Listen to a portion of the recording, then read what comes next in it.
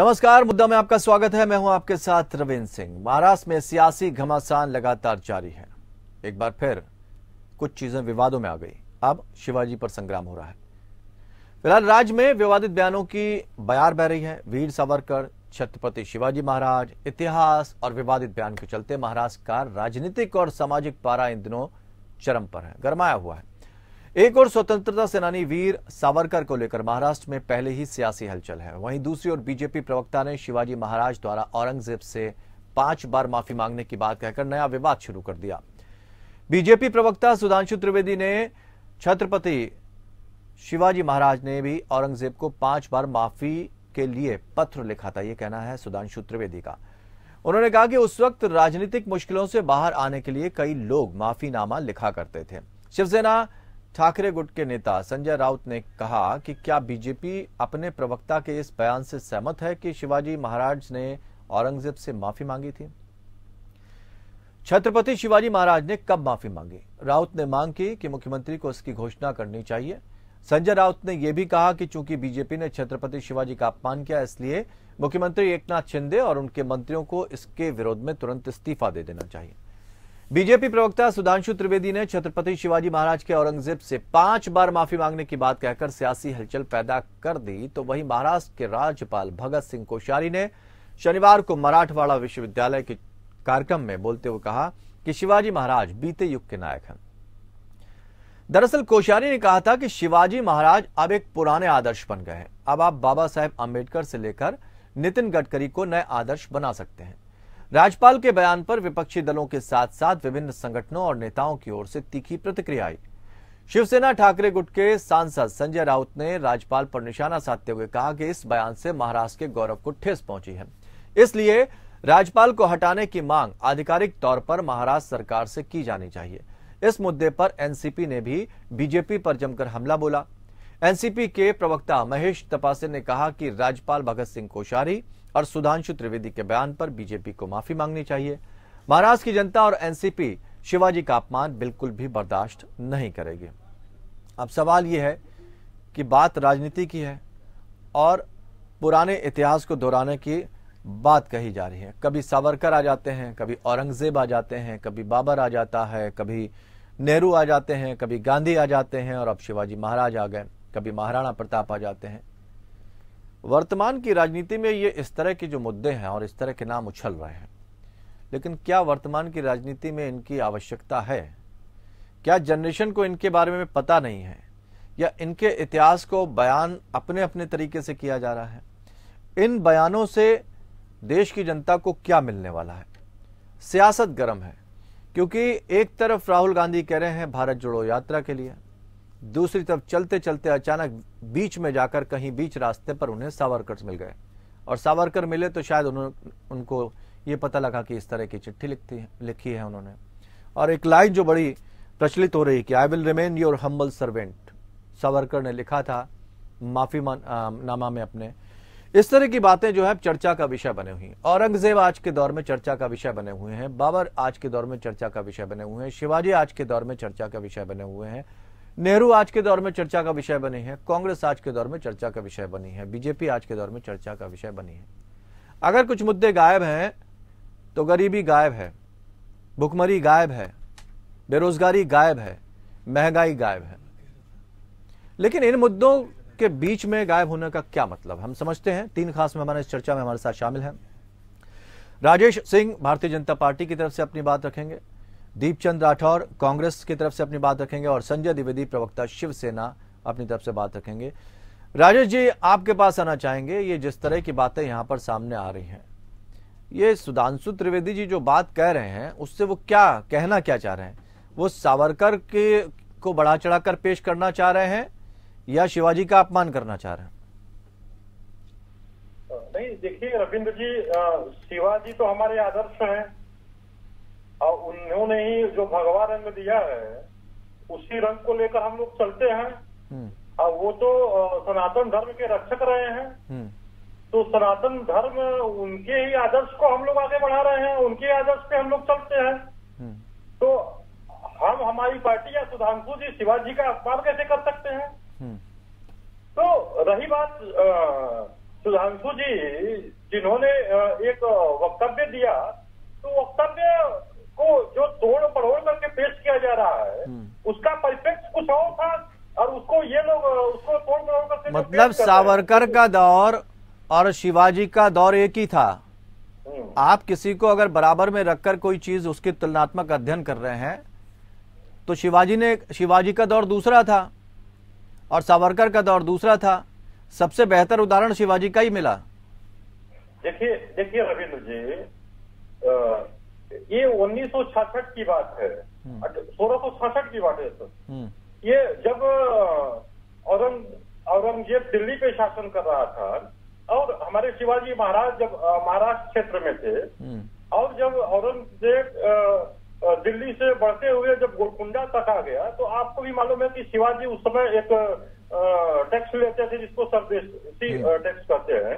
हाँ। तो जब ये गोलकुंडा तक विदर्भ तक आ गया औरंगजेब, तो उस समय आपको भी मालूम है कि मुगलों का जो शासन था वो कितनी दूर में फैला हुआ, तो कितने मजबूत थे। और नहीं तो ये इतिहास की विषय वस्तु है या वर्तमान में राजनीति की विषय वस्तु है? नहीं रविंद्र जी, जिस संदर्भ में सुधांशु जी ने कहा मैं उसकी बात कर रहा हूँ कि भाई युद्ध कोई मर करके जीता नहीं जाता है, ठीक, युद्ध मार कर जीता जाता है। तो जब कहीं पे ऐसी, आपको भी मालूम है कि शिवाजी महाराज गुरिल्ला युद्ध में प्रसिद्ध थे, गुरिल्ला युद्ध में उनको कोई पछाड़ नहीं पाता था। तो गुरिल्ला युद्ध जो होता था वो युद्ध में साम दाम दंड भेद हर प्रकार की नीति चलती थी, ठीक। तो उसमें शिवाजी महाराज माहिर थे।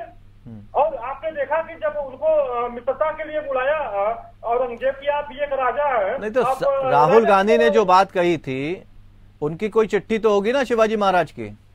राहुल गांधी ने तथ्यात्मक चीजों को दिखाया और वो कह रहे हैं उस पर डिफेंड करना चाहिए, क्योंकि सावरकर की तारीफ तो महात्मा गांधी भी करते रहे हैं, ये भी कहा गया है।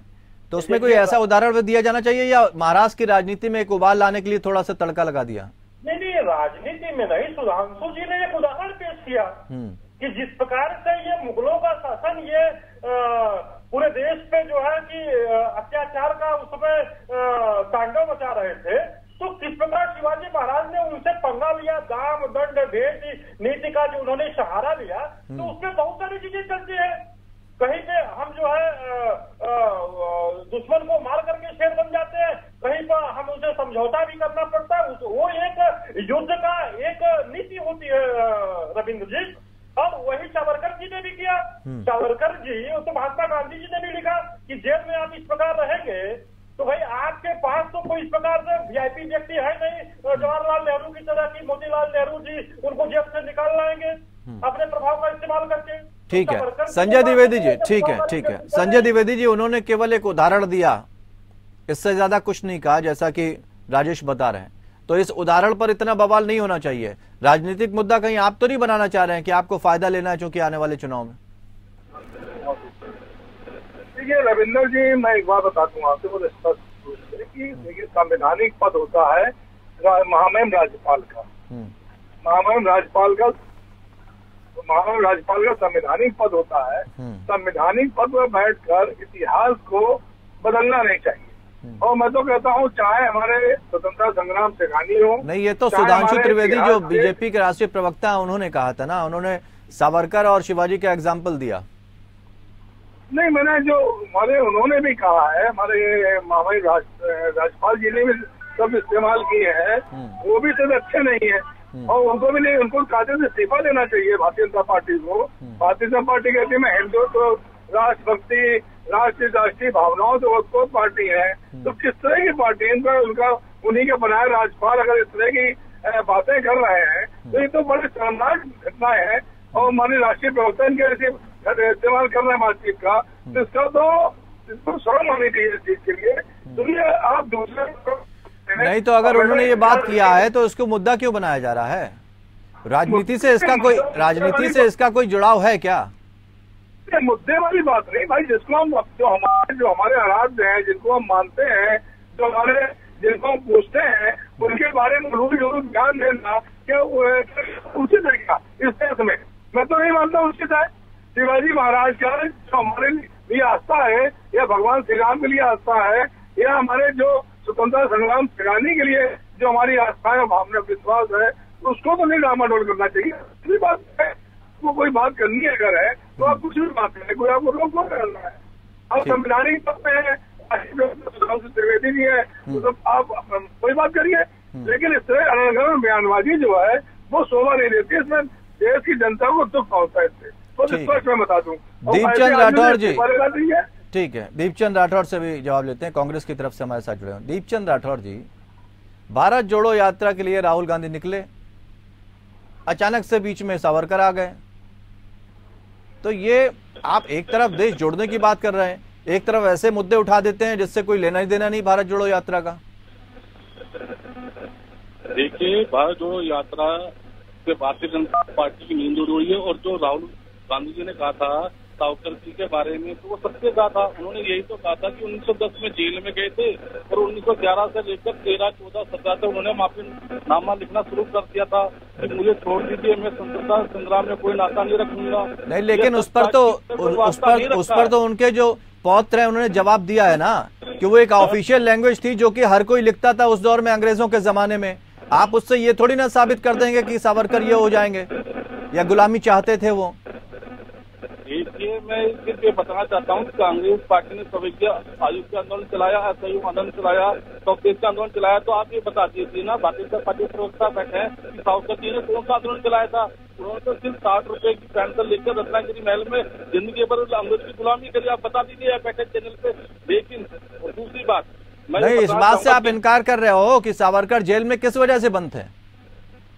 अगर आप कह रहे हैं आंदोलन नहीं चलाया तो सावरकर किस वजह से जेल में बंद थे? मैं ये मानता जरूर हूँ स्वतंत्रता सेनानी के अंदर उनका योगदान था, लेकिन उन्होंने अंग्रेजों के लिए मतलब जो सेनानी के खिलाफ इन्होंने माफीनामे लिखे थे कि मुझे आप छोड़ दीजिए, मैं स्वतंत्रता आंदोलन से भाग नहीं लूंगा और आपके सपोर्ट में रहूंगा।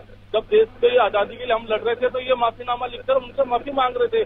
तो आप बता दीजिए मुझे कि आज सावरकर बड़े हैं कि तो हमारे लिए महात्मा गांधी। राजेश जी का और बाकी नेताओं का ये कहना है कि जिस लाइन को आप कोट कर रहे हो ना, वो लाइन उस दौर की ऑफिशियल लैंग्वेज थी, और उनके जो पौत्र हैं रणजीत सावरकर, प्रपौत्र जो हैं, उन्होंने भी यही कहा कि उस वक्त का ये एक प्रेस्क्राइब्ड फॉर्मेट था जो हर कोई लिखता था, और अगर कोई भी अंग्रेजों की तरफ कोई लेटर लिख रहा है तो इन द एंड उन्हें ये लिखनी, ये ऑफिशियल लैंग्वेज थी, ये लिखनी पड़ती थी कि I will remain your humble servant.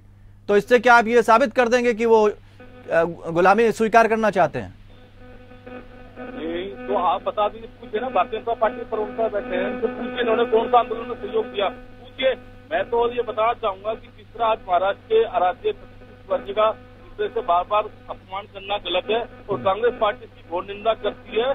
मैं इनसे जानना चाहूंगा कि छत्रपति शिवाजी महाराष्ट्र की, ठीक है, उनसे आप जान लीजिएगा, लेकिन ये तो बता दीजिए इन सब मामलों का कि आप सावरकर ले आइए, वो नेहरू को ले आए, कभी गांधी को ले आए, कभी बाबर को ले आए हैं, तो इन सब मुद्दों से वर्तमान राजनीति का क्या लेना देना, हमें ये बताइए। एक तरफ राहुल गांधी कह रहे हैं भारत जोड़ने के लिए निकले, बीच में दूसरी तरफ ये इस तरह के चीजें छेड़ देते हैं। महाराज इनको दिखने लग गए, मुगलों के छत्ते छुड़ाते थे, औरंगजेब के छत्ते छुड़ाते थे, आज ये उनका अपमान करने में लगे और उसकी तुलना गलत है।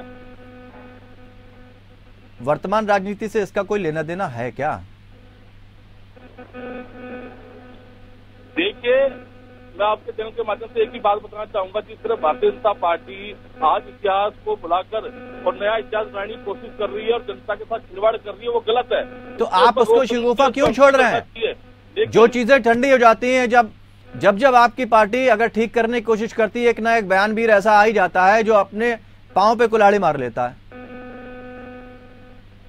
आप बता दीजिए, पूछना चाहता हूँ भारतीय जनता पार्टी के प्रवक्ता से भी, सावरकर जी ने कौन सा आंदोलन चलाया, किस देश आजादी के अंदर उन्होंने योगदान दिया, बता दीजिए आप मुझे। ठीक है, नहीं चलाया, मान लीजिए सावरकर जी ने कोई आंदोलन नहीं चलाया, आपकी मान लेते हैं, अगर हम आपकी बात मान लेते हैं ना दीपचंद जी, आपकी बात मान लेते हैं, तो वर्तमान राजनीति से उसका क्या लेना देना है?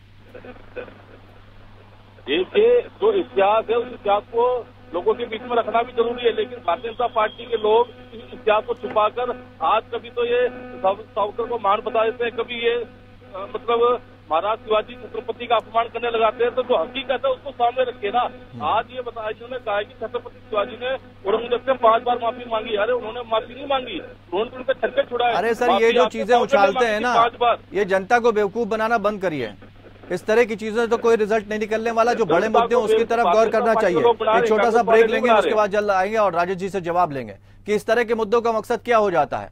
आप एक तरफ बात करते हैं कि हम सबका साथ सबका विकास की बात कर रहे हैं, और दूसरी तरफ जो मुद्दे उछाले जा रहे हैं वो कभी बाबर आ जाते हैं, कभी हुमायूं आ जाते हैं, कभी अकबर आ जाते हैं, कभी शिवाजी आ जाते हैं, कभी सावरकर आ जाते हैं, कभी नेहरू आ जाते हैं। वर्तमान के राजनीति को या वर्तमान के युवाओं को या वर्तमान के जो परिदृश्य में भारत को क्या इन चीजों की जरूरत है? बड़े मुद्दों पर बात क्यों नहीं की जाती? सब कन्नी काटते नजर क्यों जाते हैं? एक हम्माम में सब एक जैसे हैं क्या? अब शिवाजी पर संग्राम छिड़ रहा है। अलग अलग इतिहास के पन्नों में दर्ज नायक अब धीरे धीरे निकलकर बाहर आ रहे हैं। मानो ऐसा लग रहा है कोई फिल्म बनाई जा रही है। राजनीति की बात गंभीरता भरी होती है, देश के विकास के लिए होती है, लेकिन यहाँ पुराने नायकों को आज भुनाया जा रहा है राजनीति में। इसको किस तरह से देखा जाए? राजेश जी, आपके पास आना चाहेंगे। दीपचंद राठौर ने कई गंभीर सवाल रखा है। सबसे पहला तो उन्होंने ये कहा कि आंदोलन कौन से चला है, उसका तो जवाब दे दीजिए, लेकिन मैं फिर आपसे वो सवाल जरूर करना चाहूंगा कि इस तरह के मुद्दों की जरूरत क्या पड़ जाती है? देखिए रविंद्र जी, कांग्रेस वालों को तो लगता है कि केवल गांधी परिवार ने ही देश को आजादी दिलाई है, उसके अलावा देश की आजादी में किसी का योगदान नहीं है। अरे इनको मालूम होना चाहिए, इनको तो ये भी नहीं मालूम होगा कि वीर सावरकर को 1909 में लंदन से गिरफ्तार किया गया था, और गिरफ्तार उनके ऊपर आरोप क्या था कि एमटी जैक्सन जो महाराष्ट्र के नासिक जिले के डीएम थे, उनके हत्या का साजिश उनमें था। और उनके ऊपर क्या आरोप लगाया गया था? अंग्रेजों ने आरोप लगाया कि जब उनको सेकुलर अंडमान के वो ट्रांसफर कर रहे थे, तो उनपे आरोप लगाया गया कि इन्होंने लोगों को भड़का करके अंग्रेजों से लड़ने की युद्ध जैसी स्थिति उत्पन्न कर दी है पूरे देश में। नहीं, वो तो ये भी पूछ रहे हैं कि अभी संजय द्विवेदी ने ये पूछा कि ठीक है आप सावरकर की तारीफ कर रहे हैं, लेकिन वर्तमान में आप शिवाजी की बात क्यों कर रहे हैं? सुधांशु त्रिवेदी ने पहले कहा, और यहाँ पर शिवाजी महाराज बीते युग के नायक हैं, ये राज्यपाल साहब बोल रहे हैं। पूरा जवाब तो दे दें। अरे रविंद्र जी, सावरकर जी 15 साल की यातना, बताइए, मतलब उनको 2 बार सजा मिली। उनको क्यों मिली सजा? उनको 15 साल की यातना, वो भी काला पानी की सजा उनको मिली। और नेहरू जी को वीआईपी ट्रीटमेंट मिलता था जेलों में। मोतीलाल जी अपने प्रभाव से उनको जेल से रिहा करवा देते थे। तो सुधांशु जी ने एक उदाहरण दिया कि युद्ध में हर नीति अपनानी पड़ती है, कल पल छल और एक इंडिया विकास, ठीक है, मर करके नहीं, मार कर युद्ध जीता जाता है। और आज जैसे स्वतंत्रता संग्राम सेनानियों को देश की बहुत जरूरत है। देश से निकलने, वो जेल से निकलने के बाद उसने किस प्रकार से लोगों का एक उद्योग खड़ा किया, और उन्होंने आजादी में पीछे रह करके नीति बताते रहे और देश को आजाद कराने में कितना बड़ा योगदान दिया। एक बात। दूसरी बात देखिए रविंद्र जी, मैं शिवसेना से पूछना चाहता हूँ कि बार बार ये सावरकर जी का अपमान करते हैं, और ये जो है आदरणीय बाला साहब ठाकरे और सावरकर का अपमान सुन करके भी ये ऐसा कौन सा लालच है इनको कि ये कांग्रेस से गोद में बैठे हुए हैं? कांग्रेस के तो आदर्श हमेशा से औरंगजेब रहे हुए हैं। ये तो इनका जो अब ये भी इतिहास के पन्नों में दर्ज है क्या? बताइए ना कि आंदोलन चलाया आजादी के लिए, बताइए। संजय द्विवेदी जी, संजय द्विवेदी जी, वल्लभ पटेल, संजय द्विवेदी जी, गलत है। आप बताइए ना कौन सा आंदोलन चलाया? बड़ी बड़ी बातें करना अलग है, चैनल पे बैठ कर बताइए ना। उन्होंने तो 60 रुपए लेकर दीपचंद जी आ रहे हैं आपके पास, संजय द्विवेदी से सवाल है ये। बता देते ना, दीपचंद जी आ रहे हैं आपके पास, संजय द्विवेदी आपसे सवाल है। ठीक है राजेश जी, ठीक है राजेश जी, 1 मिनट। राजेश आप जवाब ले लेना, राजेश जी समय कम है, जवाब ले लेते हैं। संजय द्विवेदी जी, आप इतना सम्मान करते हैं शिवाजी महाराज का, हिंदुत्व का भी, सावरकर का भी, आप सावरकर पर कोई टिप्पणी नहीं देते हैं। कांग्रेस की गोद में जाकर बैठ गए, वो कह रहे हैं आप। मैं तो बता दूं, आप भारतीय जनता पार्टी है, माननीय सावरकर जी को आज के भारत में नहीं भाई, लंबी लंबी बातें करते हैं, ज्ञान देते हैं। हम उनके पास बैठ गए, हम उनके पास बैठ गए कांग्रेस के पास, ये तो मायावती माननीय मायावती से बैठ गए थे। ये तो जनता से न्यूज बैठे थे, जिन्होंने तो लात मार के भगा दिया और लेडी बना ली। ये तो कागज वाली है भाई, उससे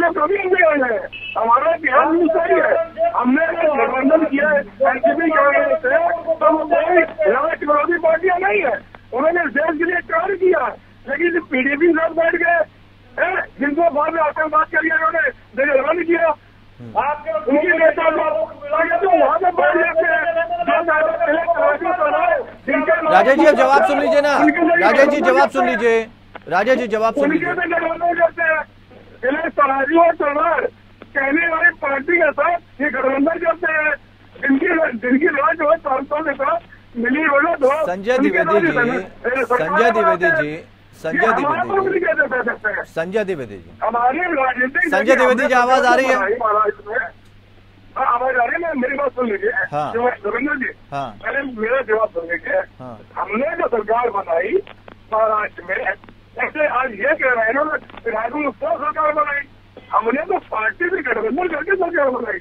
इनके तरह जब दारू कपड़े पास लेंगे पचास थोड़ा लोग बनाते हैं भारतीय जनता पार्टी की माध्यम से, ठीक है, तो सरकार बना लो। हमने तो उनकी ये काम तो एक ही बार हो सकता है ना संजय द्विवेदी जी। मान लीजिए आज अगर धोखाधड़ी उन्होंने कर दी तो जनता को ये सब दिखाई दे रहा होगा, चुनाव में सब पता लग जाएगा। लेकिन हम आपसे ये पूछना चाहते हैं कि ये जो चीजें हैं, इन्होंने वो कह दिया, उन्होंने वो कह दिया, उन्होंने शिवाजी का अपमान कर दिया, उन्होंने चालीसा नहीं पढ़वाई, उन्होंने औरंगजेब की बात कर दी, उससे तुलना कर दी, इन सब ये ऐसा नहीं लगता कहीं बाहर सड़क पे खड़े हुए कुछ लोग लड़ रहे हैं जिन पर हमें ध्यान नहीं देना चाहिए? राजनीति की परिभाषा बदल गई है क्या? जो देशभक्ति की बात करता था, जो देश के विकास की बात करता था, आज वो नेता नहीं रह गया क्या हमारे पास जो इन चीजों पर रहे? बेरोजगारी, महंगाई, गरीबी, ये सब चीजें बहुत पीछे छूट जाती हैं जो आपको इस तरह के बयानों को पकड़कर उस पर लड़ाई झगड़े करने की आदत रहती है।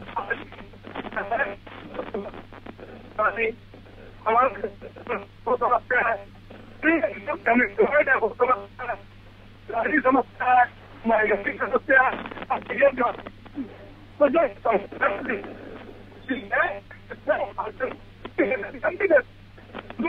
ठीक है, आपकी आवाज थोड़ा कट रही है।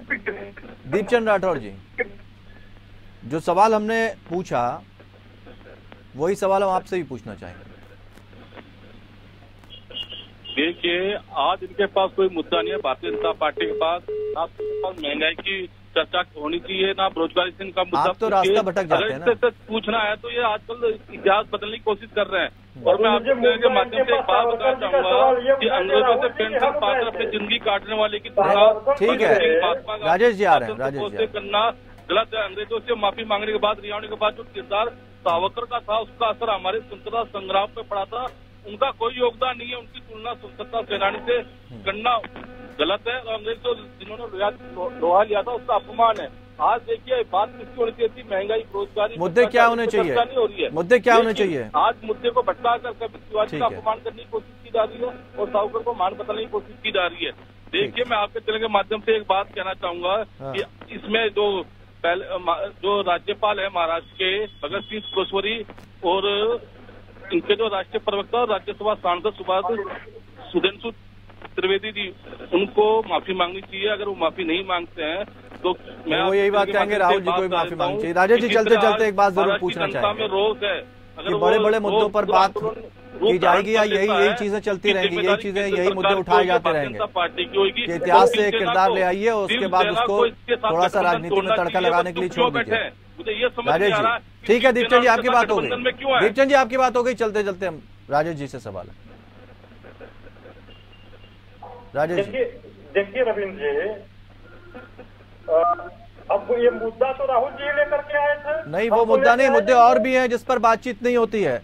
उत्तराखंड में लड़की का मर्डर हो गया, मुंबई में भी श्रद्धा मर्डर केस सामने आया, हाथरस की दलित बेटी पर भी बात हुई, लेकिन किसी के मुंह से एक शब्द नहीं निकला। नहीं, श्रद्धा पे क्यों बोलेंगे? श्रद्धा पे क्यों? इनके आदर्श तो औरंगजेब है ना रविंद्र जी, ये श्रद्धा पे क्यों बोलेंगे? ये तो अंकिता के बारे में बोलिए ना, कांड के ऊपर बोलिए जो गुजरात। हमने यूके की भी बात की। मैं सिर्फ मेरा इन मुद्दों को लाने के मकसद यही था, ये पूछना चाहते हैं कि गंभीर चीजों पर, गंभीर विषयों पर चर्चा होगी, सबका साथ सबका विकास की बात कही जाएगी या उसको दो धड़ों में, तीन धड़ों में बांटने की कोशिश की जाएगी? रविंद्र जी, चर्चा तो केवल विकास पे होनी चाहिए। और भारतीय जनता पार्टी जहाँ पे रहती है वहाँ पे केवल विकास की बात करती है और विकास पे ही चर्चा करती है। मुद्दा तो ये लोग उठाते हैं ना, सावरकर जी का। ठीक है, बहुत बहुत शुक्रिया आप सभी मेहमानों का हमारे साथ चर्चा में शामिल होने के लिए। सबका साथ सबका विकास, हर कोई अपनी अपनी बात कह रहा है। अपने अपने कसीदे गढ़ रहा है, लेकिन कोई ये नहीं बता रहा कि उसने किया क्या है, कौन से ऐसे झंडे गाड़ दिए जिससे जनता उनको वोट दे दे। और राजनीति में आजकल प्रचलन में है कि पुराने नायकों में से एक नायक निकाल कर लाइए और सियासी जो जमीन है उसमें गर्माहट लाइए, एक तड़का लगा दीजिए। जनता को यह समझना है, असल बात पूछिए, गरीबी क्यों है, महंगाई क्यों है, बेरोजगारी क्यों है, भूखमरी क्यों है। इन सवालों से अगर कोई बचता है तो फिर आप उस पर क्वेश्चन मार्क लगा दीजिए। फिलहाल इतना ही, नमस्कार।